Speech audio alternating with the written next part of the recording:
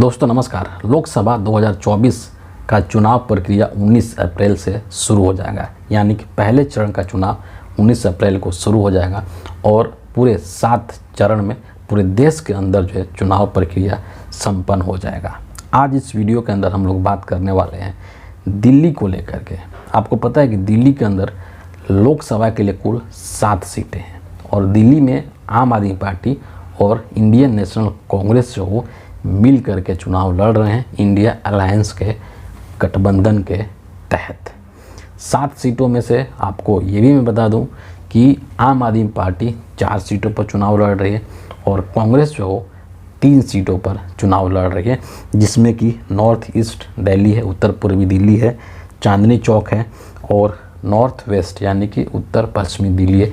ये जो तीनों सीटें हैं लोकसभा की, ये कांग्रेस पार्टी के खाते में गई हैं और बाकी जो 4 सीटें हैं जैसे कि ईस्ट दिल्ली है, वेस्ट दिल्ली है, साउथ दिल्ली है और नॉर्थ वेस्ट दिल्ली है, ये 4 जो सीटें हैं वो आम आदमी पार्टी के खाते में गई है। लेकिन इन 7 सीटों में एक सीट ऐसा है जो कि एक हाई प्रोफाइल सीट बन चुका है, एक हॉट सीट बन चुका है और क्योंकि उसके कैंडिडेट ऐसे हैं, है ना, मैं बात कर रहा हूँ नॉर्थ ईस्ट दिल्ली की जो लोकसभा सीट है उसकी बात कर रहा हूँ। उस सीट पर कांग्रेस पार्टी ने अपने उम्मीदवार के रूप में कन्हैया कुमार को खड़ा किया है और उस सीट पर बीजेपी की तरफ से मनोज तिवारी हैं, जो कि पिछले 2 बार से 2014 में भी और 2019 में भी वहाँ से चुनाव जीते हैं, यानी कि पिछले 2 बार से वो उस सीट से लोकसभा के सांसद हैं। ये जो दोनों चेहरे हैं ये काफ़ी चर्चित चेहरे हैं और इसीलिए दिल्ली के 7 सीटों में से ये जो सीट है नॉर्थ ईस्ट का सीट, ये काफ़ी एक हॉट सीट बन चुका है और इसके ऊपर सभी लोगों की नज़रें हैं। क्या होगा, है ना, ये जो नॉर्थ ईस्ट का सीट है दिल्ली का, इस पर क्या होगा? क्या कन्हैया कुमार के बीच में और मनोज तिवारी के बीच में एक कांटे की टक्कर होगी, नेक टू नेक फाइट होगा, या फिर ये जो चुनाव होगा वो मनोज तिवारी के लिए एक केक वॉक की तरह होगा, यानी कि बहुत आसानी से जीत जाएंगे, या फिर कन्हैया जो हैं वो बहुत आसानी से मनोज तिवारी को हरा देंगे? क्या चीज़ें हो सकती है, इस क्या संभावना निकल कर आता है, इसको समझने के लिए हमें थोड़ा सा कन्हैया कुमार को लेकर के और मनोज तिवारी को लेकर के अभी 2024 के अंदर क्या वास्तु स्थिति क्या है, जो प्रैक्टिकल ग्राउंड पर जो स्थिति है वो क्या है, उसको ज़रूर समझना पड़ेगा, तभी हम किसी कंक्लूजन पर पहुंच सकते हैं। सबसे जो पहले है हम लोग शुरुआत करते हैं कि कन्हैया कुमार को लेकर के क्या क्या प्लस पॉइंट है ना, उसके बारे में चर्चा करते हैं। सबसे जो पहली चीज़ है, कन्हैया कुमार की जो राजनीतिक करियर की शुरुआत हुई है ना, वो छात्र नेता रहे हैं जेएनयू के अंदर। आप सबको पता है शुरुआत से ही वो एक नेता वाली जो क्वालिटी थी उनके अंदर, एक लीडरशिप क्वालिटी जिसको बोलते हैं वो थी और धीरे धीरे वो चीज़ें बढ़ती गई, मतलब वो और डेवलप होता चला गया जो स्किल जो होता है।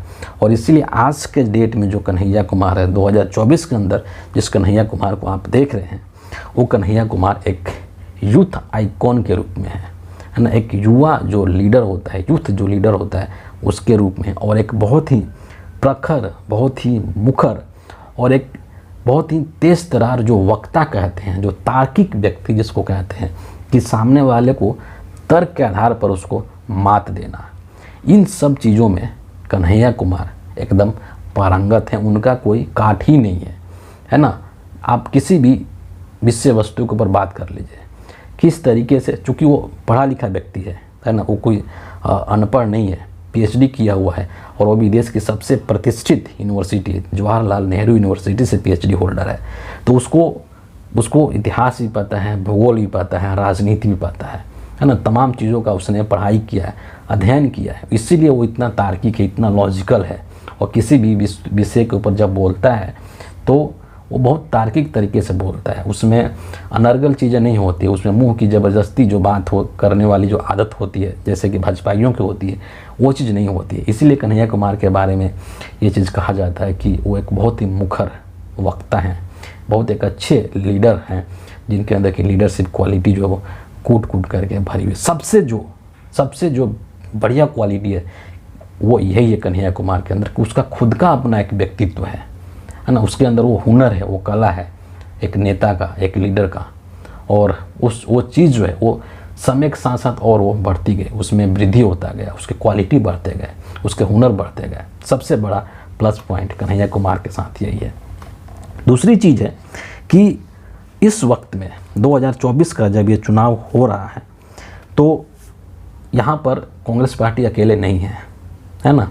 इसके पहले जब चुनाव हुए थे 2014 के अंदर या 2019 के अंदर तो कांग्रेस पार्टी अकेली थी, और इसीलिए संभवतः दिल्ली के अंदर कांग्रेस पार्टी को ना तो 2014 और नहीं 2019 के लोकसभा चुनाव में दिल्ली में एक भी सीट हासिल नहीं हुई थी। लेकिन इस बार का जो सीन है वो बिल्कुल अलग है।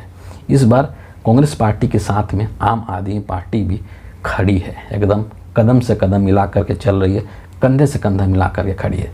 वैसी स्थिति में कन्हैया कुमार को आम आदमी पार्टी का भी सपोर्ट है और इंडियन नेशनल कांग्रेस का तो सपोर्ट है ही, इसके नेता तो है ही। तो दोनों पार्टी के जो वोटर्स हैं, दोनों पार्टी के जो कार्यकर्ता हैं, वो कन्हैया कुमार के पीछे खड़े हैं। वो कन्हैया कुमार के लिए प्रचार भी करेंगे, कन्हैया कुमार के लिए वो वोट भी डालेंगे। यहाँ पर कन्हैया कुमार का पलड़ा जो भारी है।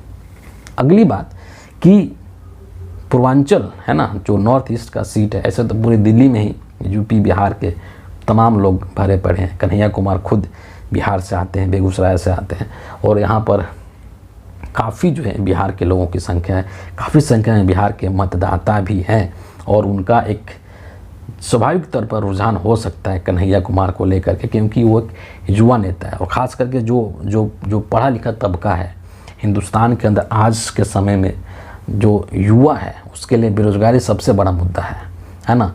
और 83% युवा हिंदुस्तान में बेरोज़गार है। ये मैं नहीं कह रहा हूँ, ये ILO की रिपोर्ट कहती है कि हिंदुस्तान के अंदर जितनी बेरोज़गार आबादी है उसका 83% युवा है। और कन्हैया एक पढ़ा लिखा युवा है, वो समझता है युवाओं के दर्द को।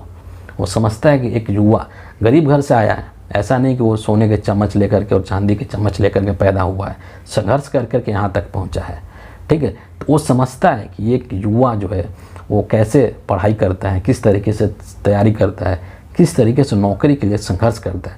वो इन सब चीज़ों को भली भांति बहुत बारीकी से उसने अपने जीवन में देखा हुआ है। इसीलिए जो यहाँ के युवा हैं, दिल्ली के जो युवा हैं, जो नॉर्थ ईस्ट दिल्ली जो लोकसभा सीट है उस क्षेत्र के जो युवा हैं, वो अपने आप को कन्हैया कुमार से कनेक्ट कर रहे हैं। सबसे बड़ी चीज़ ये है। और इसीलिए मुखर्जी नगर एरिया में या और शहादरा के साइड के एरिया के जो यूथ हैं, मैं कई तरह की रिपोर्ट्स देख रहा था, उसमें जो यूथ हैं खास करके उनको काफ़ी उम्मीदें हैं कन्हैया कुमार से, है ना, कि कन्हैया कुमार अगर संसद के अंदर आते हैं एक यूथ लीडर के रूप में तो युवाओं के लिए काफ़ी कुछ कर सकते हैं। और यहाँ पर जो कन्हैया है उसका पलड़ा काफ़ी भारी है। आखिरी चीज़ मैं यहाँ पर कहूँगा कि राहुल गांधी जो है वो कन्हैया कुमार के ऊपर काफ़ी भरोसा करते हैं, और राहुल गांधी के नज़र में जो कन्हैया हैं वो एक बहुत विश्वसनीय व्यक्ति हैं, बहुत भरोसेमंद व्यक्ति हैं। और इसीलिए उन्होंने कन्हैया कुमार को इतना मतलब कुछ दे दिया, मतलब इतने कम उम्र में इतना कुछ दे दिया है। दिल्ली के अंदर लोकसभा सीट दे दी चुनाव लड़ने के लिए, इतना भरोसा जताया है राहुल गांधी ने। वर्तमान में अभी जो स्टूडेंट्स विंग है कांग्रेस का NSUI, उसके वो प्रमुख हैं। इतना ही नहीं, जो कांग्रेस वर्किंग कमेटी है उसके भी मेंबर कन्हैया कुमार है। तो राहुल गांधी की नज़र में कन्हैया कुमार की जो एक इमेज है, जो छवि है, वो बहुत अच्छी है, और इनके ऊपर बहुत भरोसा करते हैं राहुल गांधी, जो कि एक बहुत अच्छी बात है। ये हो गई कन्हैया कुमार की बात। मनोज तिवारी की बात करें, मनोज तिवारी क्या है? Manoj Tiwari basically Bhojpuri film industry के एक एक्टर हैं, एक गायक के रूप में उनकी पहचान है। और ये भी कहा जाता है, ये सच्चाई है कि बहुत फुअर गाने भी गाए हैं। उनके कुछ गाने अक्सर सोशल मीडिया पर वायरल होते रहते हैं। दिल्ली में उनकी जो राजनीतिक करियर है उसकी शुरुआत हुई, उनको दिल्ली BJP का अध्यक्ष बनाया गया, और इसीलिए अध्यक्ष बनाया गया क्योंकि वो पूर्वांचल से आते हैं, और दिल्ली में पूर्वांचलियों के वोट को साधने के लिए BJP ने उनको भाजपा का अध्यक्ष बना दिया, फिर टिकट दे करके चुनाव लड़ा दिया, और चुनाव जीत गए। 2014 के भी चुनाव जीत गए, 2019 के भी चुनाव जीत गए। लेकिन यहाँ पर एक बहुत बड़ा सवाल है कि क्या मनोज तिवारी अपने बल पर वो चुनाव जीतते थे? बिल्कुल भी नहीं। 2014 का जो स्थिति था वो एकदम मोदी की आंधी चल रही थी इस देश के अंदर, और अगर एक मतलब मामूली सा मामूली व्यक्ति भी अगर उस टाइम पर बीजेपी के टिकट से खड़ा हो जाता, उसको टिकट मिल जाती तो चुनाव जीत जाता, क्योंकि वहाँ पर उम्मीदवार के बारे में सोच ही नहीं रहा था, वो सिर्फ और सिर्फ नरेंद्र मोदी के बारे को लेकर के वोट दे रहा था। 2019 के अंदर भी वही स्थिति थी, कैंडिडेट कोई मायने नहीं रखता था, सिर्फ नरेंद्र मोदी के नाम पर वोट मिलता था। और यही कारण नरेंद्र मोदी के वजह से ही कि आपको न सिर्फ मनोज तिवारी, रवि किशन, निरहुआ जैसे भयात लोग देश के संसद भवन में जा कर के विराजमान हो गए। यहाँ पर कहना क्या चाहते हैं हम? यहाँ पर हम ये कहना चाहते हैं कि मनोज तिवारी के अंदर अपना कुछ नहीं है। उनके अंदर ना तो उनको भाषण देने का ढंग पता है, ना ही उनके अंदर लीडरशिप क्वालिटी है ना। किसी भी मुद्दे पर आप अगर बोल दें कि 10 मिनट खड़े होकर के टिक करके और डिबेट कर लो लॉजिकल ढंग से, तो मनोज तिवारी के बस का नहीं है। कन्हैया कुमार से एक बतौर लीडर जो एक सचमुच में जो एक लीडरशिप क्वालिटी होनी चाहिए, मनोज तिवारी कहीं भी नहीं टिकते हैं। और इस बार 2024 का जो चुनाव है, यहाँ पर भी चेहरा नरेंद्र मोदी ही है। ऐसा नहीं कि यहाँ पर कोई बीजेपी का कैंडिडेट मायने रखता है, नहीं, यहाँ भी चेहरा नरेंद्र मोदी ही है और मोदी के नाम पर ही ये पूरा वोट हो रहा है। विडम्बना क्या है कि 2024 के अंदर नरेंद्र मोदी की खुद की लगी पड़ी है, उनकी खुद की हालत इतनी टाइट है कि 2024 का चुनाव हम जीत पाएंगे कि नहीं पाएंगे। तो जब उस व्यक्ति की ही जो पूरी एक तरीके से इज्जत है दाव पर लगी हुई है, तो फिर मनोज तिवारी की गारंटी कैसे ले सकता है? समझ रहे बात को?